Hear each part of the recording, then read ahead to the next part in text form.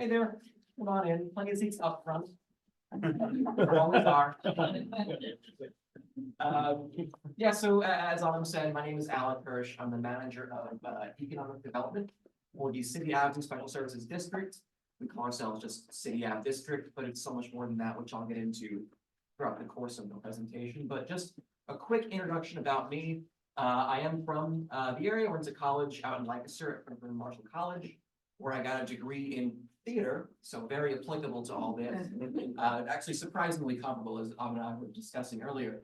And after working in the area for a while as a theater artist, and then gradually more into nonprofits and community engagement, I packed my bags, I moved down south, and I helped start a downtown alliance in Myrtle Beach, South Carolina. Everyone, of course, knows Myrtle Beach as a wonderful vacation city, which it absolutely is. But what often got forgotten about were the 35,000 year-round residents who were there as well.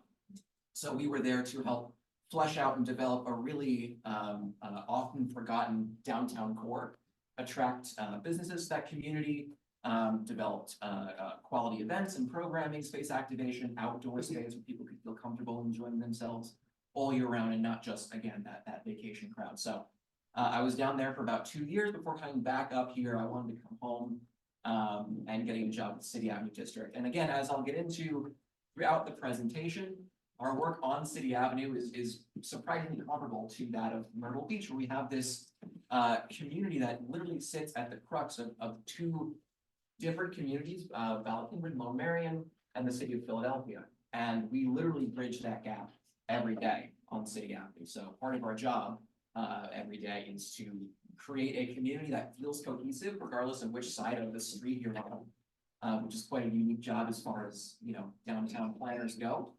But it's a new challenge every day. It's very exciting, and we have a lot of really exciting projects coming up I'm excited to share with you guys about as well. So this should take about 30 minutes, and then after that, I'll open the floor up to Q&A. Talking usually isn't a problem for me, but I'll try and stop at 30 minutes. So first I want to jump into what is City Ave District and what is municipal authority. I'm not sure how familiar everybody in the room is with kind of that term and what we are as City Ave, but just to kind of go into a very, very brief description of the district. A municipal authority is defined as a body, politic, and corporate created to finance and or operate specific public works projects, and it was created in 1935 as the Municipal Authorities Act, but it was reapproved in 2001. And these districts are alternate vehicles for accomplishing specific public projects rather than through the direct actions of counties, municipalities, or school districts, right? So I like to say that we do the kinds of projects that the city of Philadelphia or Lower Merion Township either are too busy to or don't want to deal with, right? So that involves a lot of very hyper-localized governance, right? So things like space activation, block parties, graffiti removal, trash collection, local security, things like that is all within our purview, as well as business development and support and acquisition. And then where does our funding come from? As part of the Municipal Authorities Act, with the state of Pennsylvania, we are funded through a special assessment tax, which is a percentage of each property in the district's assessed value. In addition, of course, to federal, state, and local grant funding as well. So people always say, "Are you the government?" We're not really the government. We function as a private, as a nonprofit, but we were created by a joint action of the City of Philadelphia and Lower Merion County. Our funding is public, and we are held accountable by the Board of Commissioners of Lower Merion and the City Council of Philadelphia. So what are City Avenue district borders?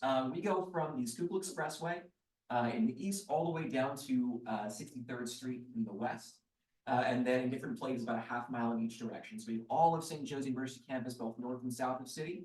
We have Overbrook Farms and Winfield Heights on the Philadelphia side. And we have a fairly good sized chunk of Bala Cynwyd north of City Avenue. So we have all of Bala Avenue down to like Writer's Ferry and just before where it turns into Pencoy Landing, if anyone's familiar with that area down there. And like I said, we do a lot of events. That's kind of a big part of what we do, how we provide with the community.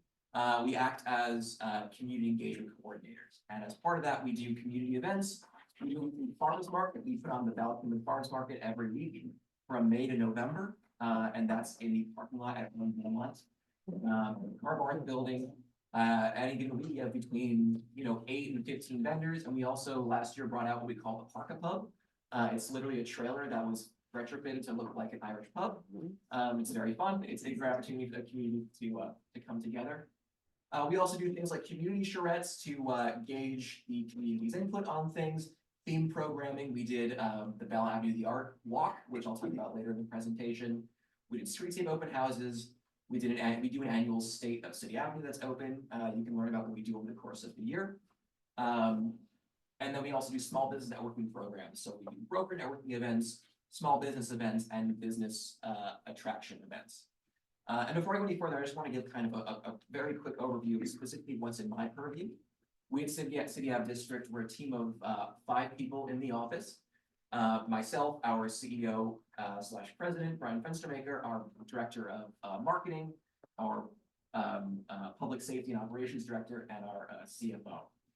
In addition to us, we also have a team of 10 community service representatives, CSRs.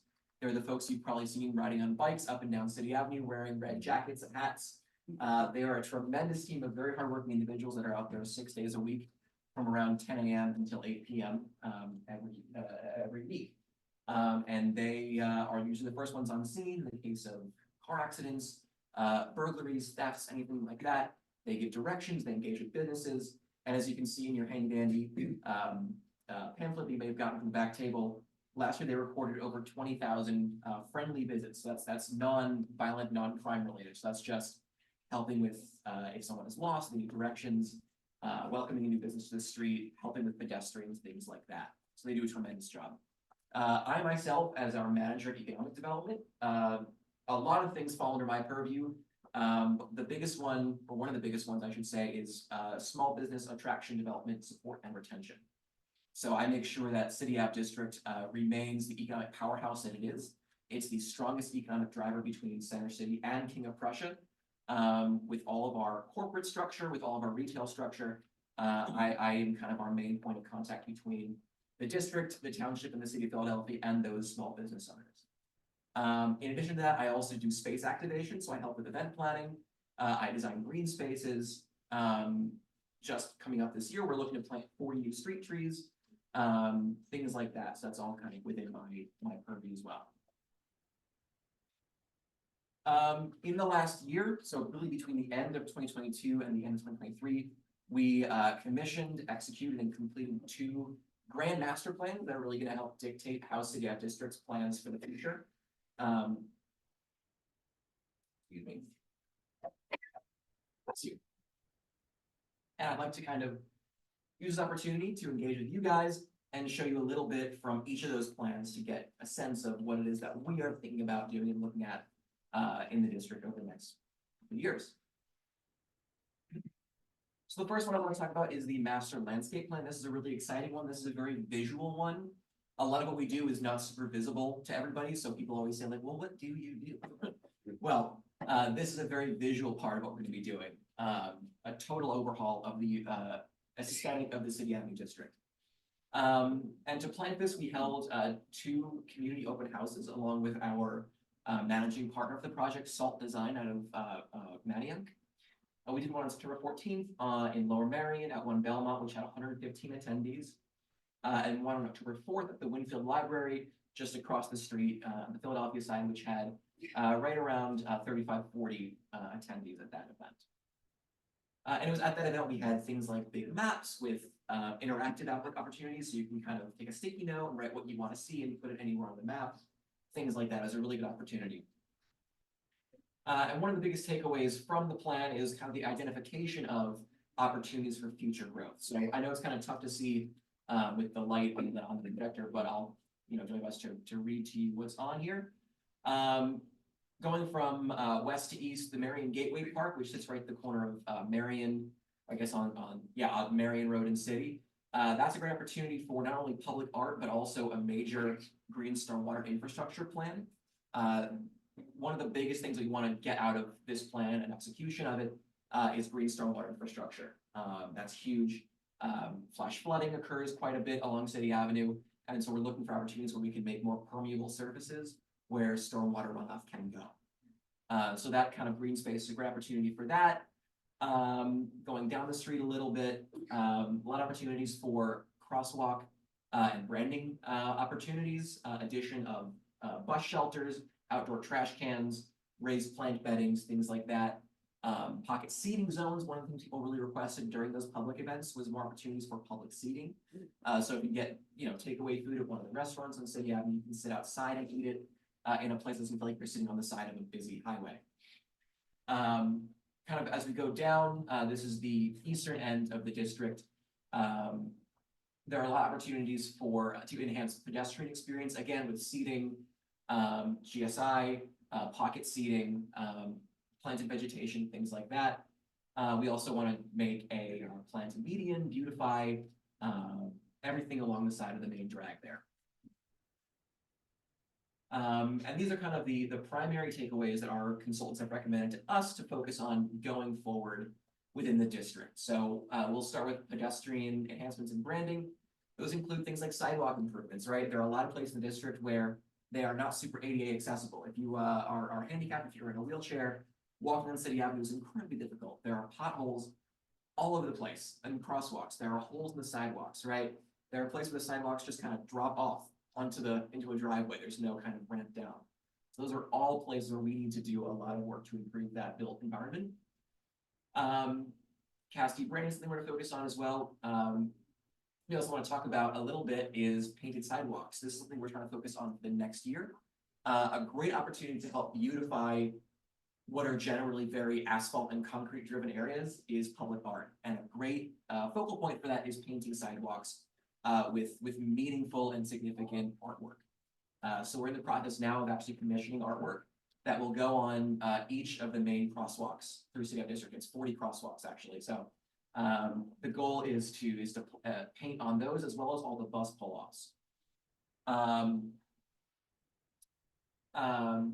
Streetscape amenities going down here, adding things like benches, opportunities for seating. It's a long way down City Avenue. If you're trying to walk from Bala Cynwyd Shopping Center down to Bala Avenue or down even further towards St. Joe's, Lapsley or something like that, there are not a lot of places to stop and take a break if you're not able to make that full walk. Our full district is nearly 3 miles long, and there's almost no opportunities for seating in that stretch. So we're really focusing on adding seating in the district, adding lighting. There are a lot of very, very dark places on City Avenue. Sometimes you'll have 30 yards in between street lamps, and in between it's pitch black at night. So really not a very welcoming atmosphere for walking. And as urbanists, as urban planners, one of the things that we really try and focus on is converting the built environment into something that's really pedestrian friendly. And there's a lot of housing within walking distance of City Avenue District. In fact, within a 10-minute radius of City Ave District, there are over 80,000 residents. And most of them are not walking to or from City Ave District. So anything that we can do to help that built environment improve is going to be really, really tremendously helpful for the district. Again, bus shelters. If you rely on SEPTA, we have, I believe, 4 bus routes that go up and down City Avenue at various parts in the district. There are less than 10 bus shelters in the district, which is minuscule compared to the number of actual bus stops. So we're really going to be working on bus shelters as well. Bike racks, again, we want to make City Avenue not just car dependent, right? We want to make it not just this place where you're sitting in traffic all the time, right? So as I showed in the map earlier, part of our district is actually Presidential Boulevard, where it turns into St. Asaph's, right behind City.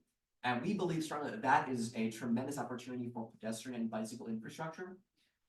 So we're going to be looking to adding bike lanes on Presidential and St. Asaph's as kind of a way to bypass, biking along the city, because admittedly, there's nowhere to add bike lanes, and it's not a very hospitable place to bike either. So I know the township, Lower Marion Township, is very driven also for bicycle infrastructure, so that's something that we're all collaborating on quite a bit.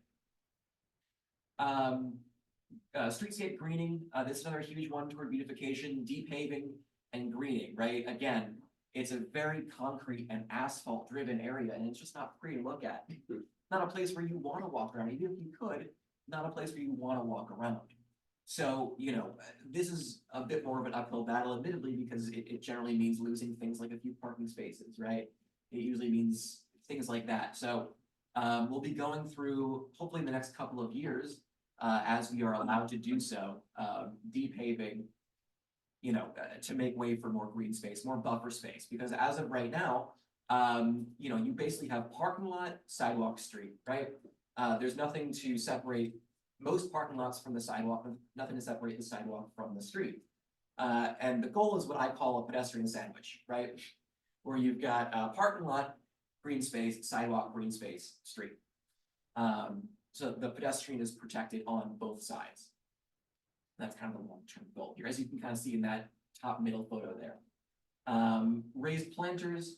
There are a lot of places where in City Ave District, entire blocks of sidewalk are just curb cuts. And when I say curb cuts, what I mean by that is places where the sidewalk and the driveway to a parking lot are indistinguishable, right? They're the same thing.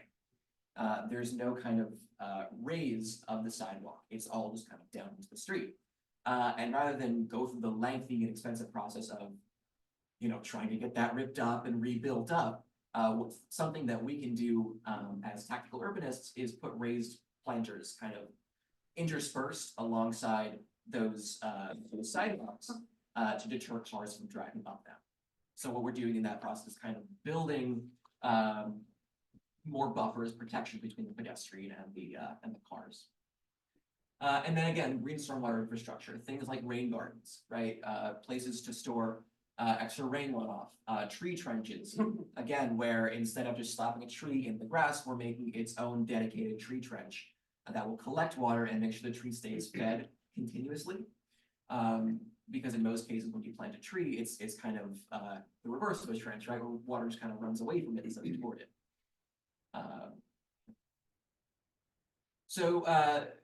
This is kind of our immediate implementation goal, right? So it is an enormous plan. If you visit our website, cityave.org, which I invite you to do so, there is a reports page where you can see the entirety of this plan. I think it's something like 40 pages. So enjoy it. It is an interesting read.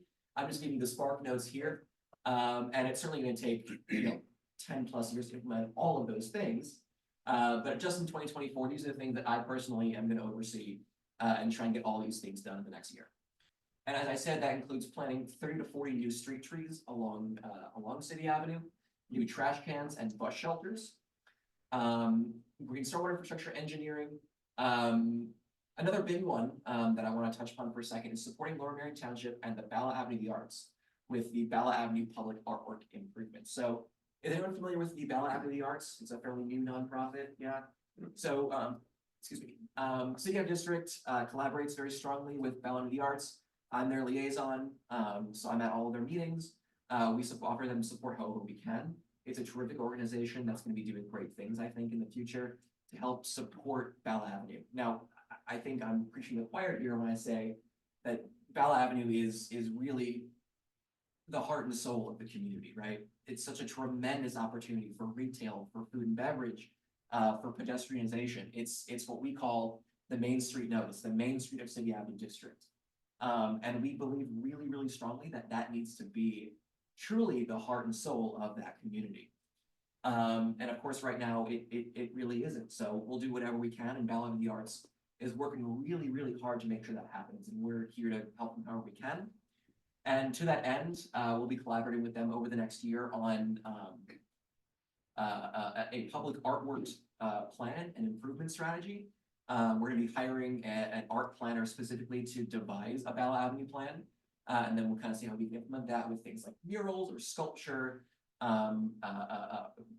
facade improvements, things like that. So, I myself am down Bala Avenue probably 3 times a week, just checking in. For the first time in I don't know how many years, we did some holiday decorations there this year. Not a ton, but just something to show that an effort is being made, and that we firmly believe that that is a really significant part of the community. And for what it's worth, I anticipate what little decorations we had last year multiplying by 5-fold for next year. So, and then again, painted crosswalks and bus pull-offs. So as you can see in that lower photo there, that's kind of an example of what we envision the intersection of Bala and City looking like when we're done. So painting those 4 crosswalks with some sort of mural, new bus shelters at each of the bus stops, some new street trees you can see up there by the mansion of Bala, and raised planting beds like over there on the corner of, I guess that's 50th in the city.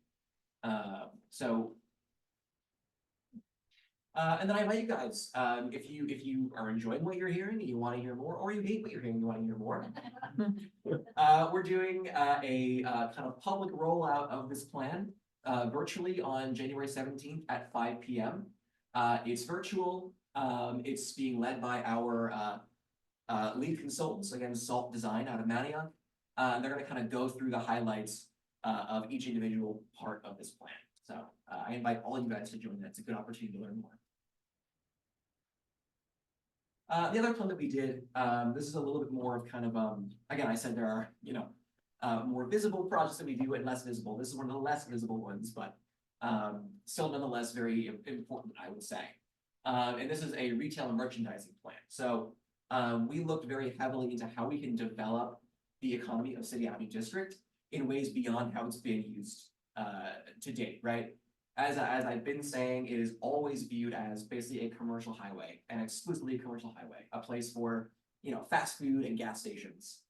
And I think that's a disservice to the community, I think there are a lot of really great opportunities to develop the economy, to bring new retail, to bring new classes of space to the area. And fortunately, our consulting partners, MSC and RCLCO, agreed with that, as they laid out in their 50+ page plan as well, which is also on our website, cityav.org. The project scope included things like providing input on the retail inventory, class of space, and retail node definitions. And a quick note on retail node definitions. For purposes of this study, we broke down City Ave District into 4 sections. I'm so sorry. Oh, that's okay. It's a good song. We broke City Ave District down into 4 nodes. We have the highway commercial, which is the orange. We have the mixed use, which is the blue. That's kind of the presidential into St. Asaph's. We have the Main Street node, which is the yellow. That's Bala Avenue. And then the kind of St. Joe's node, which stretches basically from like Bryn Mawr down to 63rd. So, when I say node, that's kind of what we're referring to. The second part of the project scope was evaluating trade areas for retail at City Ave District. The third part was defining and analyzing retail demand from a variety of consumer sources. So we looked at all over the Philly metro area to see where the leakage is, or where people are shopping, where they're spending their money, and whether it's here in Center City, at Suburban Square, in Plymouth Meeting, in King of Prussia, and opportunities to bring them to City Avenue. And then conduct case studies of peer districts to inform directions, recommendations pertaining to retail in City Ave District. So we found 3 case studies which are comparable in demographics, in size, in regional scope, to kind of see what they're doing, what's working, what's not working, and what we can kind of extrapolate from that and bring over to City Ave District. And this is much smaller text than I anticipated, so I'll do my best to read it for you. But these are the target strategies and opportunities within City Ave District. And it's broken down by node. So the highway commercial, which again is City Ave from the expressway down to about Belmont or so. And it says City Avenue is likely to remain largely vehicle-centric, but improvements can be made to improve aesthetics and pedestrian appeal and safety, as well as unmet demand for grocery and drug space, and otherwise, the strongest opportunity is improved tenanting. So kind of what that refers to is, a lot of times when a space becomes vacant, an owner will put a for rent sign in the window, and, a lot of times they will take the first, tenant who calls them in and reaches their rent price because they're, happy to get someone paying rent. It makes total sense. But I think what they're recommending here is as if to say, if we can raise our standards, if we can say to ourselves, we deserve better than, X, Y, Z, then we can attract, a higher quality tenant into the district. For the mixed use, which again is presidential to St. Asaph's, they see that as the opportunity for market changing mixed use development in the district, which I know anybody hearing that who knows the area is probably thinking that that sounds crazy. There's nothing unpresidential in St. Asaph's right now. But within the next 10 years or so, it's actually the site of tremendous development in the district. I'm not sure how many of you are familiar with the upcoming projects, but One Bala Plaza was recently sold to a development company, and their plan is to redevelop their site. One Belmont Avenue is planning to redevelop their site, and then the Lord and Taylor, rest in peace, I know, is the plan for that is to redevelop that as well. So if you look at the kind of corners of St. Asaph's and Belmont, within the next 10 years, that's going to look vastly different. And it's a tremendous, tremendous opportunity for mixed-use development in the district that could totally reorient the face of the area. And to that end, City Avenue must ensure the projects are complementary and accessible to surrounding neighborhoods. So again, we have over 80,000 residents living within 10 minutes of the district, but they're not coming into the district. A lot of them, as we learned from this plan, are taking their disposable income and spending it in Center City. They're spending it in King of Prussia. They're spending it in Suburban Square, which is terrific. We want their money too. You know, I think a lot of times when you're looking at these massive developments, the inclination from the developer is to build inward, right? Is to create almost compounds within themselves, right? Whereas our job, knowing this, is to compel those developers to look outward and say, look at all these people that want to shop here, that can shop here. Let's make sure that we're providing a usable space and retail that those people will want to shop at. The main street now, which again is Ballet Avenue, between City and Montgomery. The overall strategy is to reduce or remove current barriers for new retail tenants seeking space at Ballet Avenue. And I can read for you the whole bit, but I don't think I can actually see it, so I'll skip it. Forgive me. And then the St. Joseph's node, St. Joe's University will be key to creating a successful campus adjacent node. Right now, most of the students above freshman year that attend St. Joe's live nowhere near City Avenue. They live in Manioc, right? They live in Center City, they live in University City. And I can't blame them. There's not a lot to compel a 20-year-old to stay on City Avenue. But there is opportunity there to develop the local economy, to create industry, to create retail opportunities and dining opportunities that will cater to those students.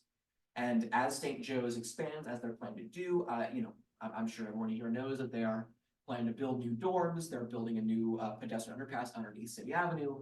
They're expanding like crazy.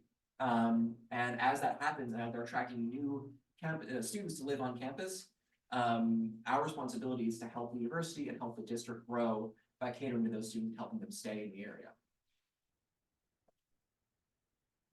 Wow, that is very tiny. Let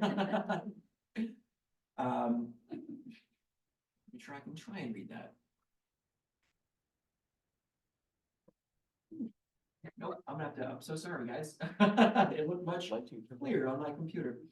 But the gist is this, the image on the left here is a breakdown of the hard and soft goods that account for all the share in the area. So it's breaking down the industries by grocery and drug, food and beverage, hard and soft goods, entertainment, services, auto and gas, and vacant. And as you can see, our hard and soft is by far the highest. We really want to further develop the entertainment, right? Because if you want to go to a movie, if you want to go bowling, you can't do it around here.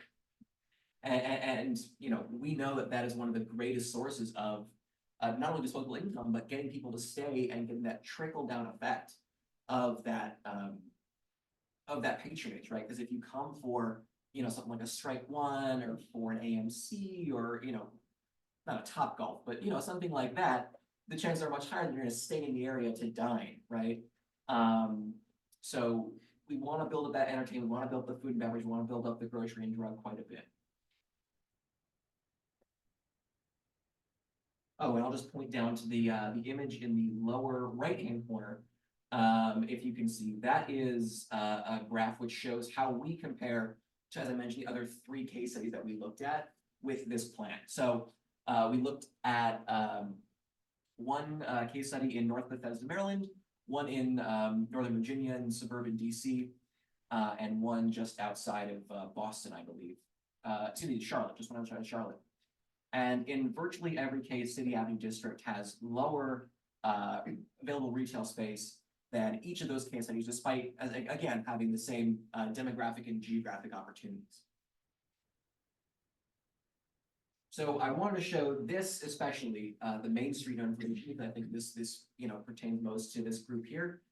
This is Bala Village. This is Bala Avenue. And the headline there is, the Main Street node lacks the quantity and quality of food and beverage, soft goods, and neighborhood service tenants that are typically located along charming, walkable Main Street. So that's us acknowledging that Bala Avenue has tremendous opportunity to be a true, walkable, charming Main Street. The bones are there, but it just lacks the neighborhood services and the tenants to make that happen at the current point. And a big part of that reason is because it lacks any Class A retail space. And when I say Class A, that's generally the highest tier quality of retail space, of rental space, right? So that's, floor-to-ceiling windows, that's things like new flooring, new HVAC, new everything, generally new construction, right, is Class A. And actually the only Class A on Bala Avenue is auto and gas. Anyone guess what that probably refers to? It's BMW. It's 100 plus thousand square feet. Yeah, so there are opportunities for growth there as well. This is the recommendation. This is kind of the ending of the plan. This is where our consultants have made their recommendations. They've looked at what is currently there, and this is them saying this is what we think the existing availability lends itself to, what we should do going forward. Highway commercial, which again is City Avenue from Presidential to Belmont. They're recommending doing things like improving improving wayfinding signage throughout the district, so you know where you're going. Offering things like grants and incentives to businesses. That's more of an internal note, right? What can we do to incentivize new Class A development, and expanding resources for public safety? Again, we have that team of 10 community service representatives that cater to the community. Our goal is to increase that at least by 5 in the next couple of years.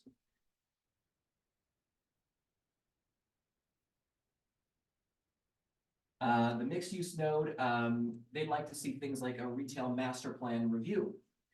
So, really just finding ways for each individual property owner. Again, it's Keystone, it's Federal, it's the folks who just bought One Bala Plaza, coming together, right? And we as the district can act as that kind of unifying entity that can bring everyone to the table and say, let's not lose the first person who calls us and hits our rent price, right? Let's make sure that we can curate these businesses and make them make sense and make sure they are businesses that people actually want to shop at or eat at. Landscaping improvements is another huge one. Public realm plan, again, making sure those developments are outward facing instead of inward facing communes, right? And then infrastructural improvements, crosswalks, street improvements, sidewalk improvements, those buffers that I talked about. All that's gonna be really important over there. And the Main Street node, creating an entrance to Bala Avenue. Right now, when you're coming off the city, you could be driving anywhere. You have no way of knowing at City Avenue that there's a wonderfully charming Main Street just up the road, right? So what can we do as a district to create wayfinding signage, going in toward Bala Avenue, that you're going towards something that you want to see? Removing barriers for food and beverage tenants. Right, that can refer to a myriad of things, but one of them is providing Class A and B retail space. Parking is always a huge issue, which is why they mentioned doing a parking plan. And then public art and placemaking as well. As I mentioned, Bala Avenue Arts is kind of leading the charge on that, and we plan to keep helping them on that. But making Bala Avenue an arts and cultural destination will act as such a crucial anchor for that community.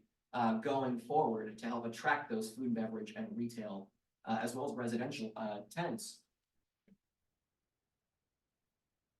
And then I want to quickly talk about public safety and operations, because again, the 3 pillars of what we do at City Ave District is cleaning, greening, and safety.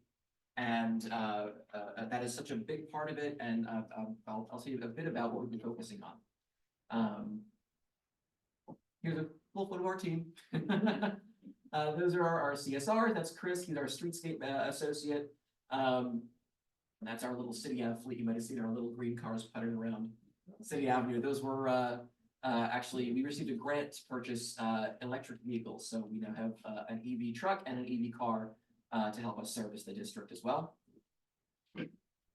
Some quick crime statistic comparison from the first half of 2022 and the first half of 2023. As you can see, total crimes actually went down by 11% in that span, which we're really pleased to see. You know, that wasn't across the board in every kind of subtype of crime, but it was in significant ones. Robberies were down by, I believe, 7. Yeah. So it's really comforting to see. It's good to see that, and retail theft was down 12% as well. So Down or up? Retail thefts down here at the bottom. The burglary. Yes, burglary up here was up by 3, but retail theft, which I'm sorry again is too blurry. Oh, I'm sorry. That's fine. Retail, It's down at the bottom. Okay. 12%. Negative at the very bottom there is down 12%. Yeah. And retail. This is kind of a breakdown of all the engagements that our CSRs go through, or went through, excuse me, over the span of a year. Actually, just less than a year, actually, about 10 months. And quite a few, in fact, the vast majority are what we call friendly visits, right? So retail and business contacts, that's when they pop into a business, say, hey, how you doing? What do you need? Anything happen? Can we help you in any way? Or logbook visits. So that's another one. We have what we call logbooks. They're just little binders that we keep scattered throughout the district, really pretty evenly dispersed out the district, where the CSRs can go in, enter some data into a book, and then come back the next day and do the same thing. And you know, the other things include assisting motorists, giving directions, removing graffiti, repairing hazards, reports to police, fire, and EMS, public interaction, that's just engaging with somebody on the street, engaging with panhandlers, solicitors, or unhoused people. A big one is actually returning shopping carts. If you're ever like walking out and there's like a random Target shopping cart on Bala Avenue, our guys will throw out the truck and they'll bring it back to Target. So to that end, between April and September, our guy, just our one guy, actually, this is just Chris, our streetscape associate, collected 332 bags of trash off the ground, returned 181 shopping carts, and cleaned graffiti off of 192 separate locations. So they put the hours in. In fact, they're still out there right now. And just some additional plans that we have for 2024. It's going to be City Ave District's 25th anniversary, actually, which is pretty exciting. We've been around since 1999, which people are kind of surprised to hear about. But yes, this is kind of a big celebratory year for us. My goal, personally, is to welcome at least 10 brand new businesses into City Ave District. We're going to be hiring a second streetscape guy so that, you know, those 332 bags of trash don't fall on the one person. Think how much more trash we can get with 2 people, actually. And then growing out our fleet through more grant funding. So we recently applied for another EV grant to get another car, or excuse me, another pickup truck for that new streetscape associate to be able to continue returning shopping, picking up trash and all that wonderful stuff. So that's it for my presentation. Again, all those plans. Oh, thank you so much. Thank you. All those plans are available online at cityave.org, and we invite you guys on January 17th at 5 p.m. To come learn more from our consultants about the landscape plan. So now, kind of the scary part, I guess I'll open the floor to a Q&A. Yeah, go ahead. First, I thank you so much for coming out. This is very, very interesting, and I had no idea that this organization existed. So I'm appreciative Most people of that. don't. Yeah.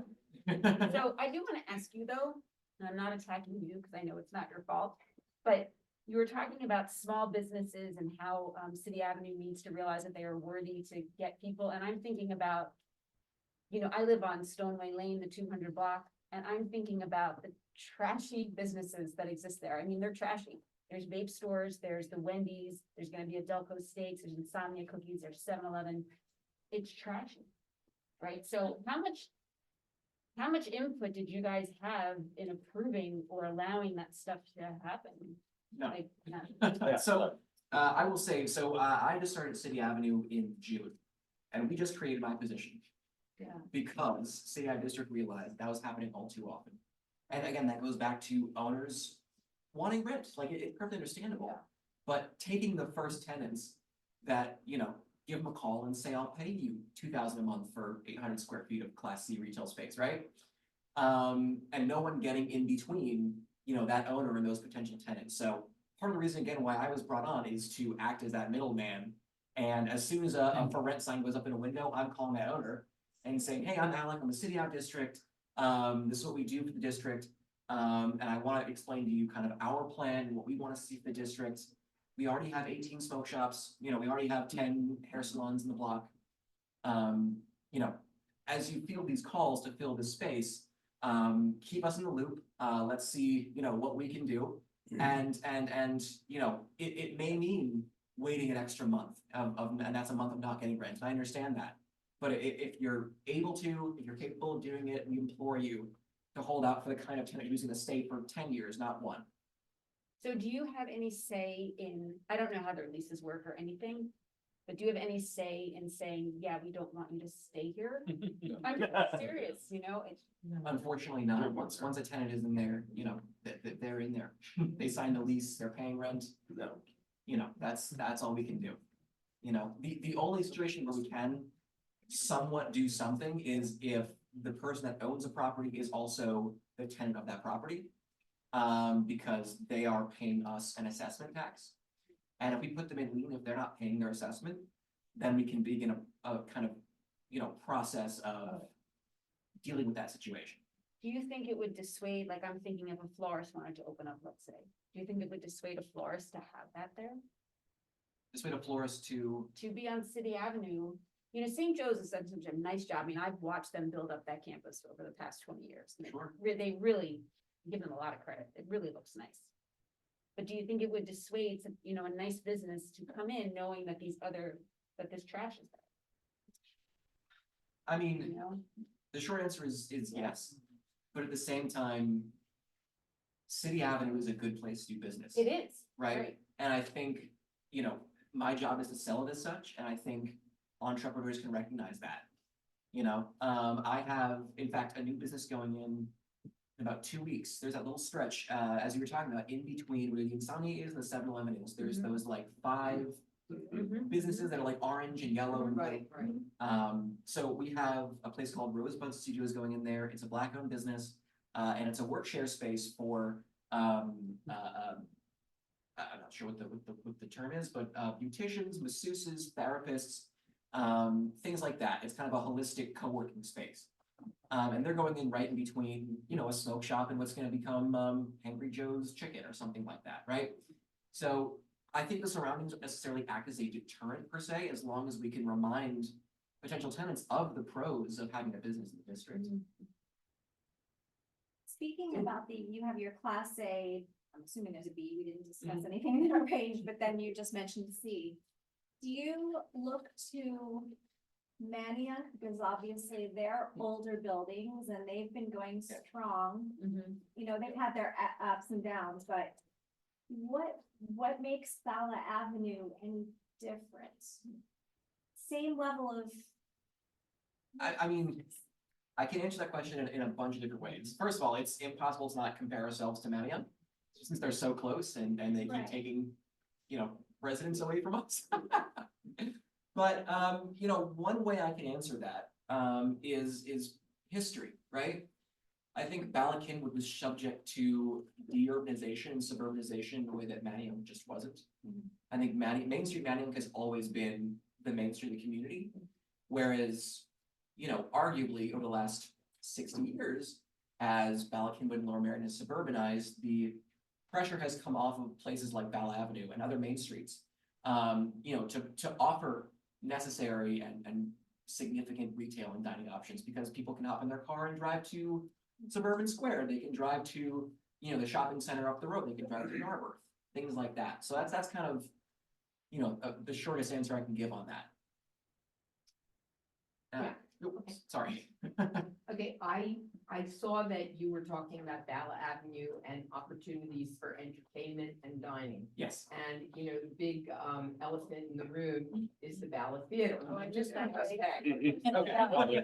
Okay. When I first moved into the community, the Bala Theater was running films very similar to what Bryn Mawr does now, or the Ritz. In fact, it was a center and we always would go there, Yeah. and there were restaurants around. And the Bala Theater would let out, or before the Bala Theater, people were eating in the area. There was a kosher restaurant, there were a number of things. Now there is slices and rolls, and that's good. But, you know, next to the Bala Theater itself is empty. So what I was telling Autumn before everyone came in today is that, you know, my background again is theater, and I spent about 2 years as a traveling theater artist, going from theater to theater in towns all across Pennsylvania, across the region. And if there's one thing that I noticed that in fact, I think this is why I became a planner actually. But if there's one thing that every great downtown has in common, it's that significant artistic anchor. It's a theater, right? It's something like that, that draws people with disposable income into the area, that can then trickle out into those restaurants and those bars and those cafes. So I completely hear you, and I couldn't agree with you more. That theater is huge. It's crucial. And it's actually beautiful. you Yeah. guys. I know. It's I know. beautiful. All of us who've been there are saying, why don't you do what Bryn Mawr did? Or make it into a community performing arts space? Right. Because there are groups that really are looking Right. for space. No, I hear Yeah. you. At this point, it's a numbers game. The owner of that space is asking, I think, 5 million or something like that for the space. And, you know, Bala Avenue Arts wants to, you know, raise funds toward, you know, buying the space and turning it into a performing arts center, because you're absolutely right. There are a lot of traveling theater companies that want a home base. You know, we can make it a screening space. You know, there are a lot of things that are possible with it if numbers was not an issue. I mean, that's gonna be your anchor for the whole Bala Avenue. That is, and the other, you know, the big vacant lot is as well. And at this point, I'm not sure which of those two is gonna come first. How's the relationship with the owner of the building? Of the theater? Is there a relationship? There is a relationship, but he wants, you know, the number that he wants. And, you know, optimistically, I'd like to think that we can work with him on that, just kind of chipping away as time goes on. Especially given what I'm sure the outfit cost will be to fix that space up and make it usable again. So again, you know, really time will have to tell on that. Are there ways to get grants for something like that? There are, not for $5 million, but you know, $500,000 here, and things begin to add up. So, you know, and again, I think that's what Bala Avenue Arts, which is now just got their 501c3, they can apply for those kinds of grants. Yes, I moved into this area just over 40 years ago, welcome. and when I moved here, I listened to the radio, talked to people, and everybody was talking about City Line Avenue. And somewhere along the line, it got shortened to City Avenue. I still call it City Line. So I, Avenue. yeah. It changed. So, it's a fantastic question, one I've been waiting for. It's always been City Avenue. City line was merely a colloquialism. At some point in history, someone added the word line, because it literally is the city line, so it makes sense. But technically speaking, it always has been I had no City idea. Avenue. It's eventually further down, yeah. It is the city line, right. In fact, our previous CEO, who retired about a year ago, one of his like chief missions in life was correcting that misconception. He would always, you know, correct you if you ever said city line, he'd say you mean City Avenue. But we have in our office a framed photo of the charter of, you know, the area, and it says, let it be known that City Avenue is the dividing line of Philadelphia and Lower Merion, so. Yes, Okay. I appreciate you talking about and trying to do the come to conclusions, we're very articulate. Yeah. But I'm going to be very negative here about what is going on in reality. The reality is that Lower Merion has a static tax base. And Philadelphia has almost no tax base. And this is all being driven economically for monies for the township and the city. And the reality is my family is the house that my family has lived in this area for many years, well over 100 years. And a greater family maybe 15 houses. I own a property on City Ave, right off City Avenue, on the first street in. And my family's been there for 60 years. So I have a pretty wide experience of what the hell has happened in this area.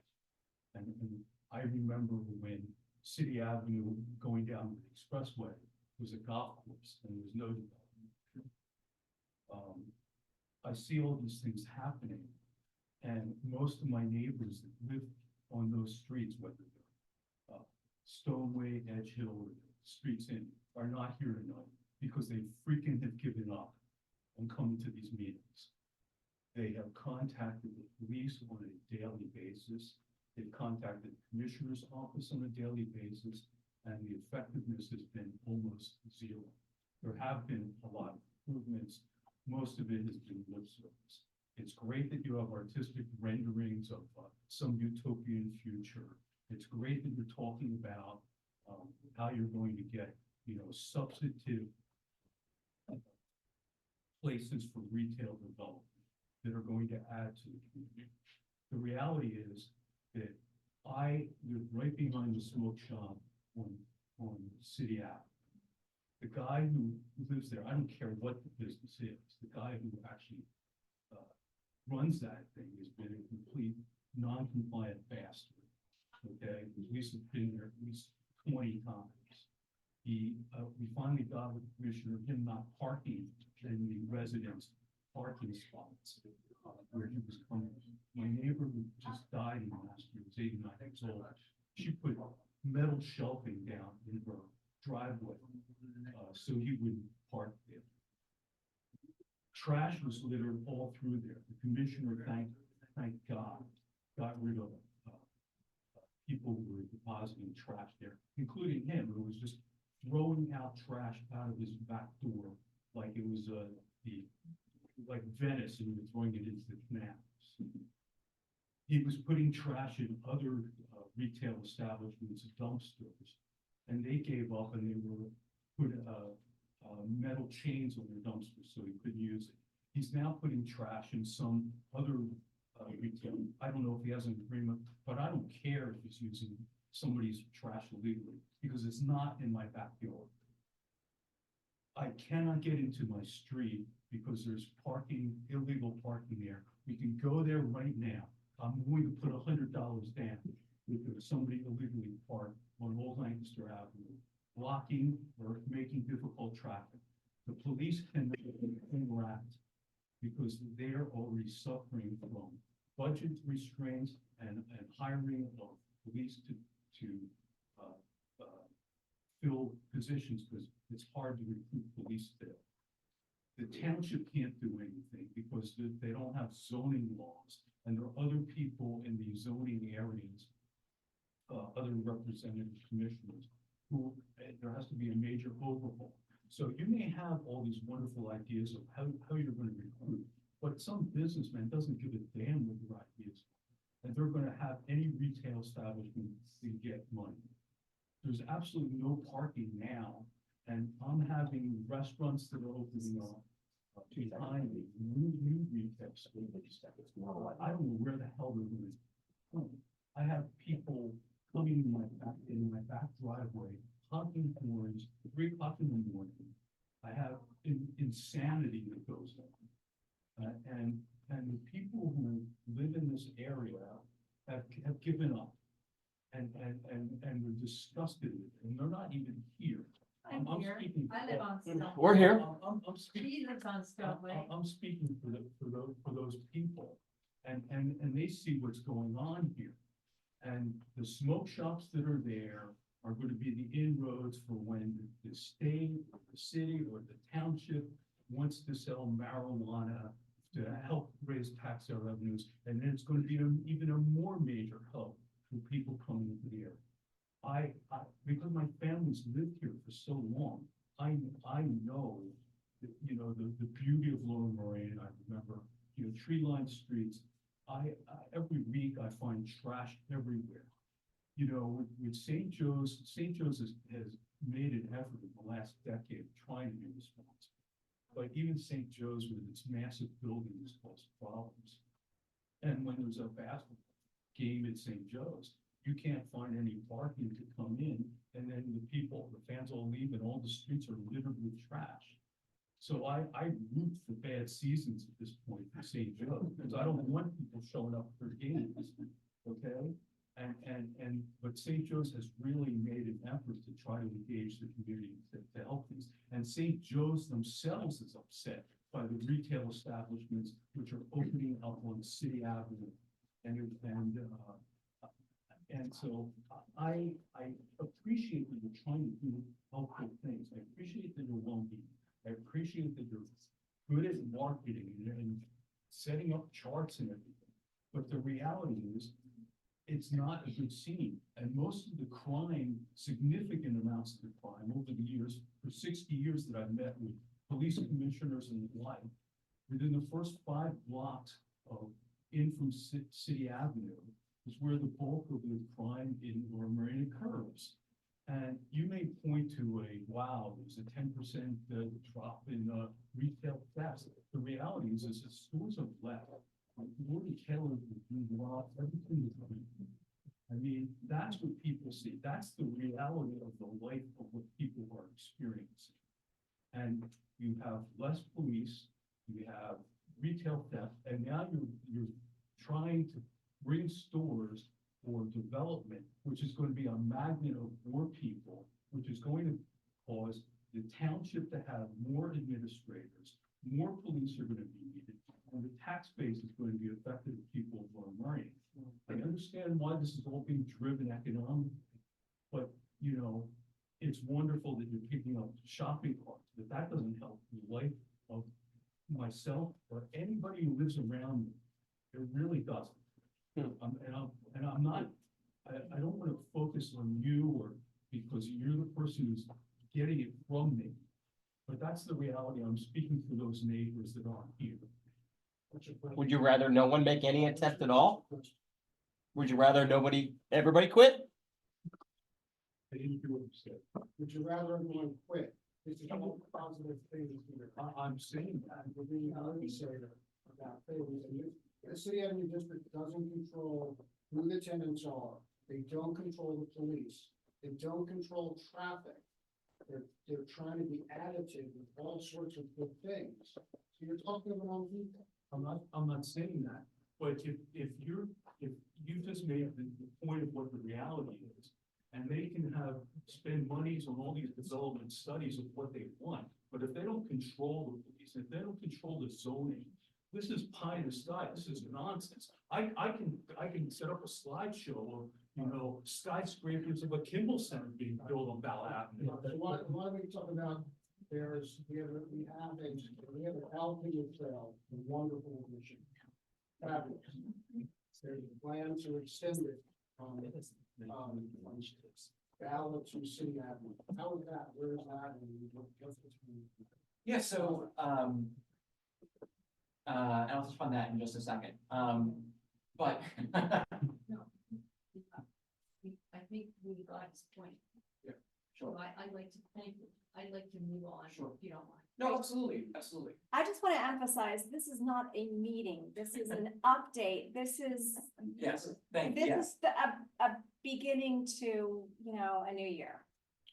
And I will just say to you as direct as I can be. I did not take this job to make charts. I didn't make those charts. I did not take this job to make spiels. I took this job to have a positive impact, and that's exactly what I fully intend to do. I'm out there on the street almost every day picking up trash. I was out there on a rainy Sunday wrapping every telephone pole on Bala Avenue with garland for Christmas. That's the kind of stuff that I intend to do for the community and that we as City Ave District intend to bring to the community. There are always things that we can't control, but we'll do our very, very, very best to mitigate those issues to the very best of our ability. Thank you. Thank you. And to your point about the Kingwood Trail, I believe the plan is to break ground in December, actually, to extend from Kingwood Station down to Bala Station. And then the city has to, extend the trail on their end down to the rest of Fairmount Park. But, ideally, I'll be able to get to City Avenue from the Kingwood Trail by mid-next year. Oh, wow. Thank you very much. Appreciate it. Sir. What about traffic? Development's gonna bring more vehicles, and what's the relationship between PennDOT and, is there, you didn't address that at all in the city presentation? Yeah, so, again, traffic is always gonna be a recurring issue in the district. People use city ads to cut across from Delco to the expressway. You know, the best that we can do, and this is gonna sound counterintuitive, but I'm putting my, urban planner hat on for a second. The best thing that we can do to mitigate traffic, one of the best things, is to build more housing along City Avenue. And the reason for that being, if more people are living on or near City Avenue and there is accessible, clean, clear, walkable ways to get to where they need to shop, there are fewer cars in the road. So I think we're gonna reach a critical mass of housing in the next 10 years on City Avenue, especially with those developments at St. Asaph's and Belmont, where you're gonna see fewer cars in the road gradually, simply because they're not getting in their cars to go to Acme, right? Yes. This actually directly relates to what Jim was asking. How is your organization working with or helping with the planning of the reconstruction? I believe it's not the tear down of the bridge. Yes, So so, that the bridge. yes, that's a PennDOT project. They're gonna begin work in August, and it's a 2-year project. So, unfortunately. My concern with that is, I live on top of the big road, which is, doable. Yeah. But that traffic is gonna all start going down the side streets. I made a suggestion to the commissioners, I don't even know what the boss is, I lived in that area. Where they had a similar situation, a bridge shutting down in the middle of a residential area, school, etc. They're starting in August. I haven't been aware of any planning meetings or meetings where public has been invited. And in that area, they did a very good job getting the community involved, their information, and it went incredibly smooth. That was so it's a concern. So I think those streets are gonna fill up. I think Bala Avenue and all of a sudden they're on traffic. No, it very likely will. And I'll keep that in mind. We can definitely work on having more kind of community charrettes and have PennDOT and have SEPTA there to listen in. Yeah, I appreciate that. Thank you. Yes, sir. The Kingwood train station, Yes, it runs sometimes, it sure does. not a lot. Sure At does. one time, it used to run significantly, and used to go much further up. Mhm. Are you doing anything to try and increase that? I am fighting to keep it open, Yeah. is what I'm doing. As people know by now, SEPTA, I think, was denied their funding a couple of days ago from the state. And usually when funding is tight at SEPTA, the first thing to go is the Kingwood line. Yeah. Now, I'm gonna do everything in my power to make sure that doesn't happen. I was on the phone with SEPTA not too long ago. They told me interesting. It was framed as a joke, but it really wasn't a joke. That for the amount it cost them per rider to run the Kingwood line, they could buy each rider a Cadillac Escalade every year. If we settle for that. Which in my view, if that's the case, you're doing something wrong with how you're running your train line, right? It isn't like limiting your service increases ridership, right? Increasing your service increases ridership. That's the only solution. So, I'm gonna keep plugging to them to keep adding trains to that service. Cause you're right, when it runs 5 times a day, who's that helping? I live in Center City. I can't get to work on the Kingwood line because it's run at the right time. If I time it just right, I can get home on the Kingwood line, but even then. So If you miss it, you'll walk. Exactly right, or I wait till 8:30. So, That was a pretty large bar, for vacancies on that particular break. yes. Is there any disparity between either side, the Philadelphia side or Montgomery County side of, with respect to that particular bar? Or would you be familiar with that?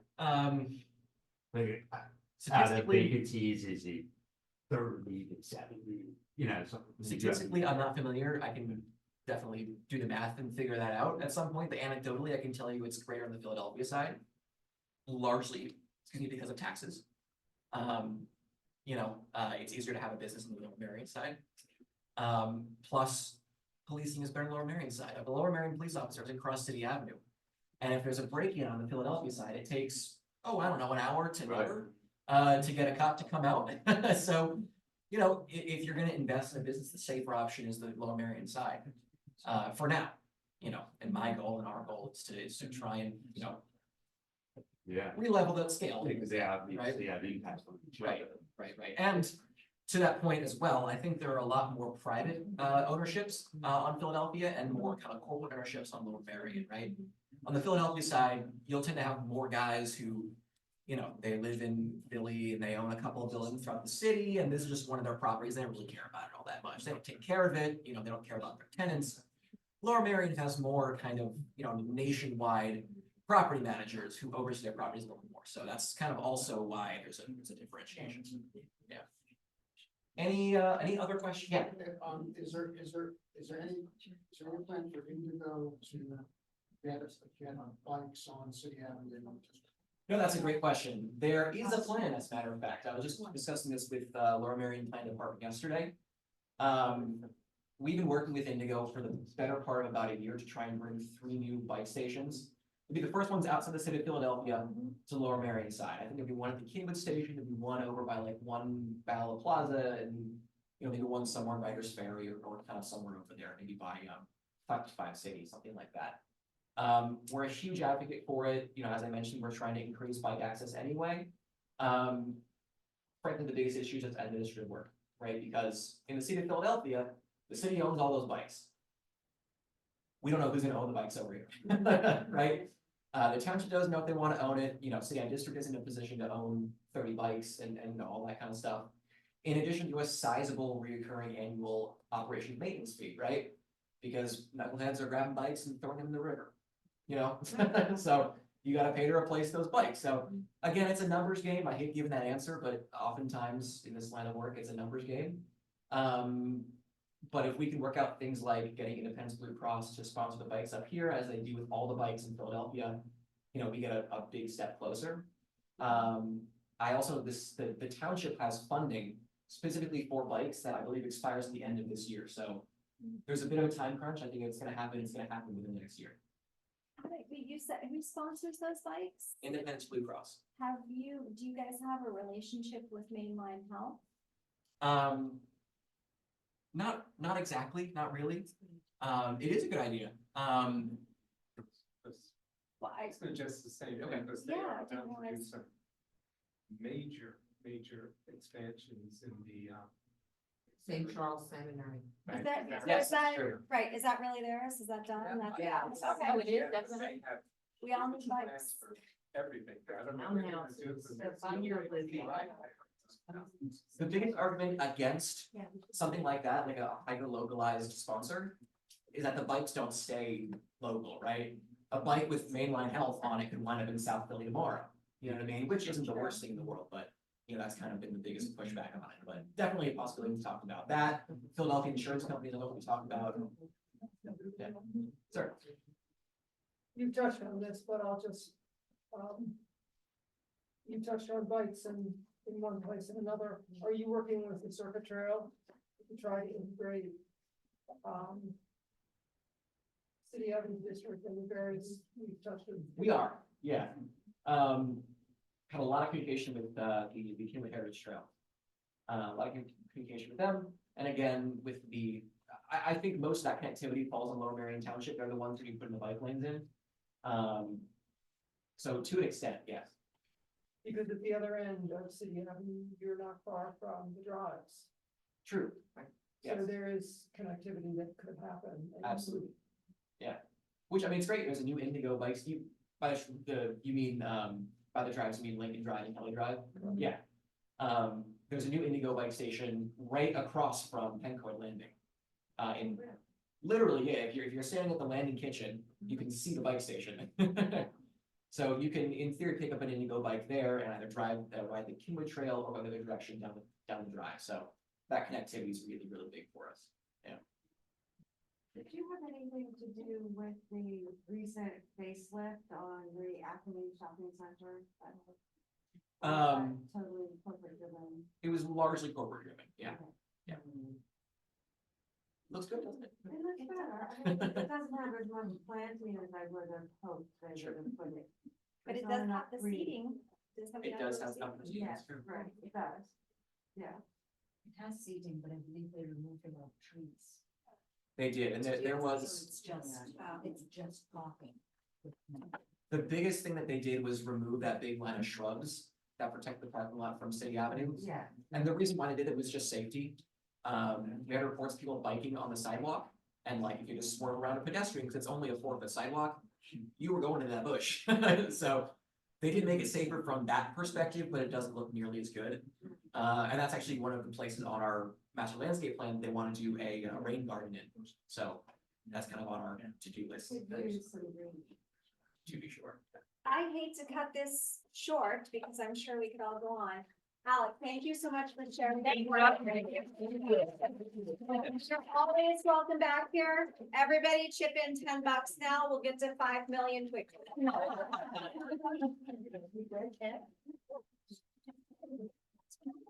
Actually, once we let them all- Thank you. Well,